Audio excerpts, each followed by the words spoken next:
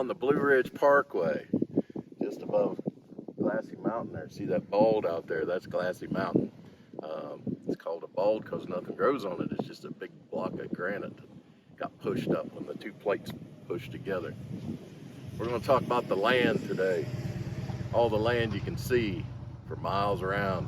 Whenever I get up here and see these big vistas and see these big stretches of land out there, I think about God and his promise to Abraham, promising all that land to Abraham and saying that this is all yours. And I kind of wonder if God thinks about land like we think about land and ownership and that kind of thing. Maybe I often wondered if God didn't just mean, this is what I've given to everybody. This is what I've given to you to use, to learn how to be a kingdom, the kingdom of heaven. We're going to take a few shots along the parkway here, and we're just going to spend the day in the mountains. It's up here. We're up here probably about 5,600 feet, maybe 5,200 feet, and the wind's blowing a little bit. It's just in the mid 70s. It's just about as nice as it gets. And this is one of the great things about being on the parkway, is this little breeze, especially in the dead of summer. It's one of the hottest days of the summer down in the foothills down in Columbus. So we beat feet for the mountains. So stay with us. We're going to have a great time. We just came down the road just a little bit. We dropped a little bit in elevation. We're at 4327, I think the sign says over there. We're at Cherry Cove Overlook. That's the same outcropping there, and that's Looking Glass behind me. It's just gorgeous. These hills and these valleys and these mountains, they were the home of the Cherokee. Talk about people owning land. They didn't have a concept of land ownership for a long time until white men started moving in and started pressing that on them.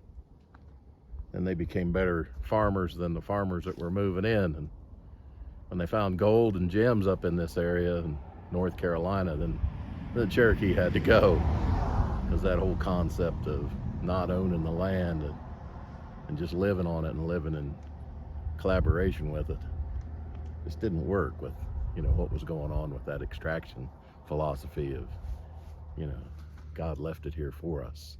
God promised it to us concept. It's interesting how we think of things, how things work. See, most of this land that, just a little bit west of here is Cherokee. The Cherokee that were left ran up in these mountains when they did the removal. Andy Jackson decided all the Indians should live in Oklahoma, because Oklahoma was a good place for them.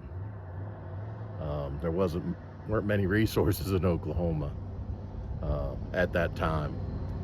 And it's funny, after they got all the Indians moved over there, then they found something underneath the ground out there that was pretty expensive. They found oil, so it seemed like every place they moved them, they found something that they needed to exploit them again for.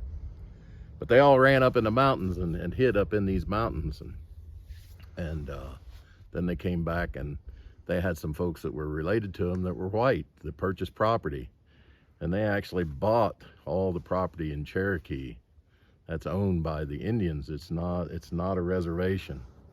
It's owned by them. They actually own that. So they kind of use that thought of land ownership to their advantage. It's interesting. But anyway, the land, everything here has a purpose, and everything around here, all these plants and all these animals are working together symbiotically to maintain this life here on this cliffside, up here in this, it's pretty harsh environment up here in the wintertime. It's really sweet in the summertime, but in the wintertime, it's pretty darn cold up here. So we'll head down the mountain and check out a few other things on the way down. Maybe we can see some of that life stirring down the mountain. We're about a third of the way down the mountain on Highway 276.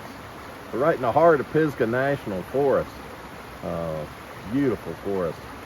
And we stopped here by the stream just to let you listen to a little bit of the stream. This is the headwaters of the Davidson River. and eventually goes on down and goes into Brevard, eventually gets into the Broad River, French Broad, part of the watershed. This is where all the municipalities get all their water from. This is kind of a place that stores water, all these trees and this ground up here, this soil. So it's very essential that they keep it pretty pristine, and they keep ground cover on it so it doesn't wash away, because that water is an eroding factor. I mean, it can turn this granite rock into sand eventually. It takes time, but it does. Very powerful stuff. So as we head down the mountain here, we're going to be in the shade, wonderful, in amongst all these tulip poplars, and there's some beech trees and some river birch and some big basswoods, all kinds of big trees. The Pisgah Forest is a remnant of Biltmore's forest, the one that Vanderbilt had. Vanderbilt brought forestry, actually the concept of forestry, to the United States when he brought Guilford Pinchot over from Europe to teach people how to do forestry, how to manage timber. Before that, people just came and cut and made lumber out of it. And this area was heavily timbered at one time. And so, yeah, we'll head on down the mountain, make our way down to Brevard. Well, we made it down the mountain. We're both a little car sick and a little woozy, because some of those curves you could check your tail lights because they were so sharp. You come around down the mountain. It's a fun day. It's a fun afternoon just to come up here. So many things you can do in the forest because it's a multi-use facility. It's owned by all of us. This is our forest, the Pisgah National Forest, and that means people can camp there, they can backpack there, they can mountain bike there, they can enjoy the parkway or enjoy 276 or tube in the river, or we saw people trout fishing, or just take some videos like we're doing today. Hope you enjoyed your time in the forest, and I'd like to wish you peace, the peace of the forest with you. Take care.